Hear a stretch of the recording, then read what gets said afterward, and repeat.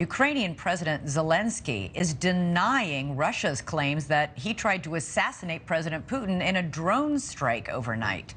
Two small drones exploded and crashed into the dome of the Kremlin early this morning, an embarrassing lapse in security for the Russian version of the White House. Russia immediately accused Ukraine of trying to assassinate President Putin, who was not at the Kremlin at the time of the attack. Zelensky was quick to deny responsibility. We don't attack Putin or Moscow. We fight on our territory. Russia is vowing retaliation for the attack, even as American leaders say it's unclear who's behind it. Whether it's Ukraine or its anti-Putin forces in Russia, it was an audacious breach of what is supposed to be the most secure airspace in Russia. Joining us now for more on all of this is retired Lieutenant General Richard Newton. He's a NewsNation senior national security contributor. General, the video of these drones exploding into the Kremlin is extraordinary. How did they get so close? Well, it is, Elizabeth. And by the way, there's no evidence at all that Ukraine really launched these drones. But it's rather grainy video, if you will. There appear to be two drones. They also appear quadcopter. They've got four small engines, and is that dome there. By the way, I've been in the Kremlin. I've been in the Red Square also, and it's about 70 acres. This is one of the areas that actually border on the river there. So it is extraordinary that they were able to attack, and certainly a lapse in Russian security around perhaps their most coveted point of land or reference in Moscow. Drone experts have been looking at this grainy video, and they say you're right. It appears to be these small, relatively cheap quadcopters. But these types of drones are often remote controlled from a location nearby. The Ukrainian border is 300 miles away.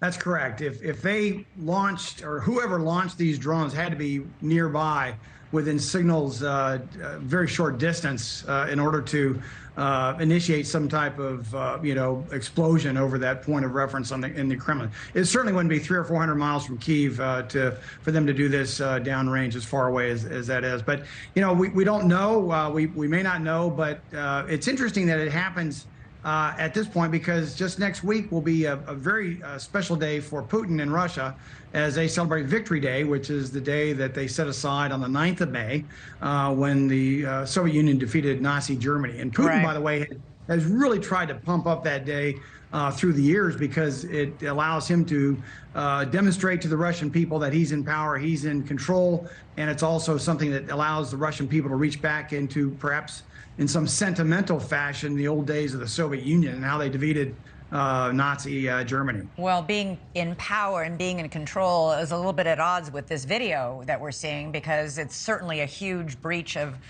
Russian air security. How concerned should we be that Russia might use this as a reason to escalate, given their very sort of "we're going to retaliate" language today? Oh, I think they will. In fact, Putin is a master at the information war.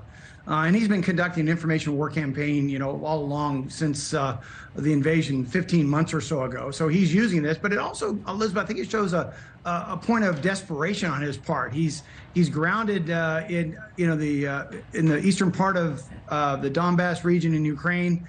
There's a stalemate going on. There's an anticipation of a spring offensive that could be kicking off here in the next several days or a couple weeks or so. And so it does seem to be a sense of desperation on Putin's part, not only for perhaps external to Russia, but more importantly to his domestic public audience, letting him know that, hey, I'm under attack here, I'm in the Kremlin, or supposedly.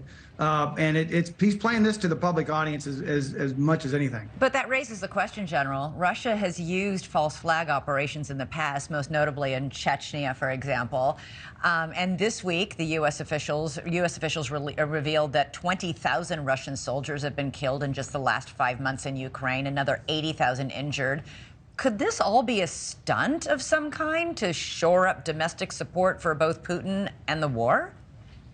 I don't know if I would call it a stunt. I think it's part of a playbook, an information warfare playbook that he's been, employing all along. And so There will be, you and I are going to be talking future evenings from now. There'll be other events that will happen that will either be what we call a false flag or maybe something that he'll pull out of his information warfare playbook because things aren't going so well on the battlefield. And he's got to shore up, again, public support, but he's also trying to show his foes, wherever they may be, at home or abroad, that he's in charge. And so we'll see how this plays out. Thank you for watching. Go to newsnationnow.com to find NewsNation on your television provider. And don't forget to click the red subscribe button below to get more of NewsNation's fact-driven, unbiased coverage.